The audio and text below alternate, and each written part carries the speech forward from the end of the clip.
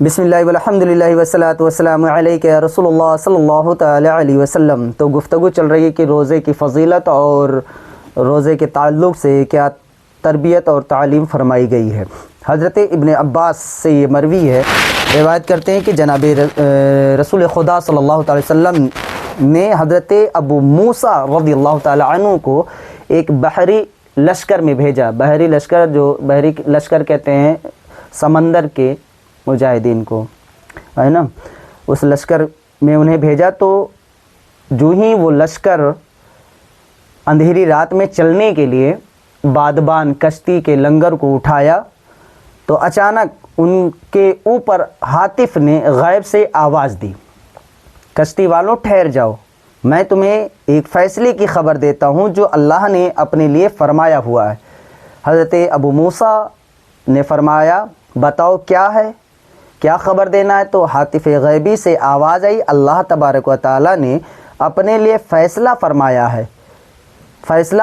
ہے کہ جو بندہ خود کو سخت گرمی کے دن روزے کی وجہ سے پیاسا رکھے گا، سخت گرمی کا دن ہو اور ان دن میں وہ روزہ رکھے اور پیاس کو برداشت کرے، پیاسا رکھے، اللہ اسے پیاس والے یعنی قیامت کے دن سیراب فرمائے گا۔ سبحان اللہ۔ اور حضرت ابو موسیٰ کو دیکھا گیا ہے کہ آپ اکثر جو ہے سخت گرمی کے ایام میں جو سخت ترین دن گرم ہوتا اس دن کا انتخاب کرتے اور پھر اسی دن روزہ رکھتے۔ راوی کہتے ہیں کہ اتنی سخت گرمی والے دن کا انتخاب کرتے کہ ان دنوں میں لوگوں کی کھالیں اتر جاتی اور اسی دن وہ روزہ رکھتے۔ حضرت ابو ہریرہ فرماتے ہیں کہ رسول اللہ صلی اللہ علیہ وسلم نے ارشاد فرمایا کہ ہر چیز کی زکوٰۃ ہوتی ہے اور جسم کی زکوٰۃ روزہ ہے۔ روزہ نصف صبر ہے اور صبر کا حساب اجر کیا ہے؟ فرمایا گیا کہ صبر کا اجر جو ہے بے حساب و بے شمار ہے۔ اللہ کریم نے فرمایا انما یوفی الصابرون اجرہم، صبر والوں کو ہی اجر و ثواب بے حساب دیا جائے گا۔ حضرت حذیفہ سے مروی حدیث فرماتے ہیں کہ میں نے نبی اکرم صلی اللہ علیہ وسلم کو اپنے سینے کے ساتھ سہارا دیا ہوا تھا کہ آپ صلی اللہ علیہ وسلم نے فرمایا جس نے کہا لا الہ الا اللہ محمد الرسول اللہ اور اسی پر اس کا خاتمہ ہو گیا وہ جنت میں داخل ہوگا۔ جس نے اللہ کی رضا کے لیے ایک یوم کا روزہ رکھا اور اسی میں اس کی موت ہو گئی وہ بھی جنت میں جائے گا، اور جس نے اللہ کی رضا کی خاطر صدقہ کیا پھر فوت ہو گیا وہ بھی جنت میں جائے گا۔ اب یہاں پر لا الہ الا اللہ سے مراد مکمل کلمہ طیبہ ہے، جیسا کہ ہم نے آگے ذکر کیا۔ حضرت ابو امامہ فرماتے ہیں کہ میں نے عرض کیا یا رسول اللہ صلی اللہ علیہ وسلم مجھے کسی عمل کا حکم فرما دیں، تو فرمایا روزے کو لازم پکڑو، یعنی روزہ رکھو، اس لیے کہ اس کے برابر کوئی اور عبادت نہیں۔ میں نے عرض کیا یا رسول اللہ صلی اللہ علیہ وسلم مجھے کسی اور عمل کا ارشاد فرمائیں، تو آقا نے ارشاد فرمایا اپنے لیے روزہ لازم کر لو کیونکہ کوئی عبادت اس کے برابر نہیں۔ میں نے پھر عرض کیا یا رسول اللہ صلی اللہ علیہ وسلم کوئی اور عمل کرنے کا حکم ہو؟ بارگاہ رسالت سے حکم ہوا تم روزہ اختیار کر لو کہ اس کی کوئی مثل نہیں ہے۔ سبحان اللہ، یعنی روزے کی اتنی خاص اہمیت ہے۔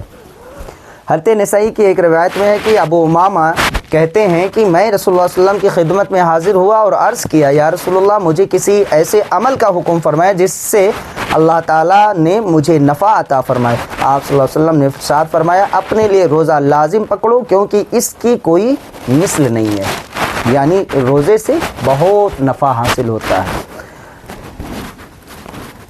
اور ابن حبان نے بھی اپنے صحیح میں اسی طرح سے ذکر فرمایا اور انہوں نے کہا کہ میں نے عرض کیا یا رسول اللہ مجھے کوئی عمل بتائیے جس کو کر کے جنت چلا جاؤں؟ فرمایا روزہ لازم کر لو، روزہ لازم کر لو کہ اس کی کوئی مثل نہیں۔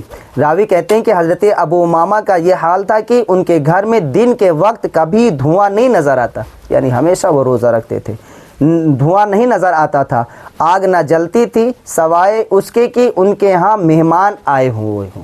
اگر مہمان آئے ہوتے تبھی ان کے ہاں دن میں چولہا جلتا، کھانا پکتا، ورنہ وہ جو ہے ہمیشہ وہ روزے سے رہتے۔ حضرت ابو سعید سے روایت ہے، فرماتے ہیں کہ رسول اللہ صلی اللہ علیہ وسلم نے فرمایا جو بندہ اللہ کی رضا کی خاطر ایک دن کا بھی روزہ رکھ لے، اسے ایک دن کے روزے کے بدلے میں اللہ تعالیٰ اس کے چہرے کو آگ سے 70 سال کے راہ دور فرما دے گا۔ سبحان اللہ۔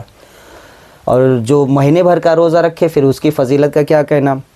حضرت ابو دردہ سے یہ مروی ہے، وہ فرماتے ہیں کہ رسول اللہ صلی اللہ علیہ وسلم نے فرمایا جس شخص نے اللہ کو راضی کرنے کے لیے ایک دن کا روزہ رکھ لیا، اللہ تعالیٰ اس کے اور آگ کے درمیان اتنی چوڑی خندق بنا دے گا جتنی آسمان اور زمین کے درمیان فاصلہ ہے، چوڑائی ہے۔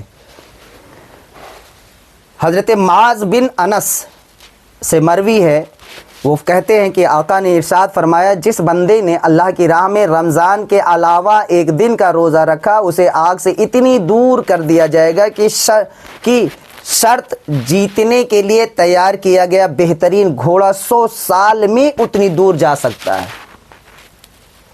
جو گھوڑا اسی بات کے لیے تیار کیا گیا کہ اسے ریس میں دوڑانا ہے، تو ریس کا دوڑنے والے گھوڑے کتنے تیز ہوتے ہیں، ایسا گھوڑا 100 سال لگاتار خود تیزی سے دوڑتا رہے تو بندہ اور جہنم کے درمیان میں اتنا فاصلہ کر دیا جائے گا۔ کس کے؟ جو رمضان کے علاوہ جو روزوں کی بھی پابندی کرتے ان کا یہ حال ہے، اور پھر جو رمضان کے روزے کی پابندی کرے اس کے حال کا کیا کہنا۔ سبحان اللہ۔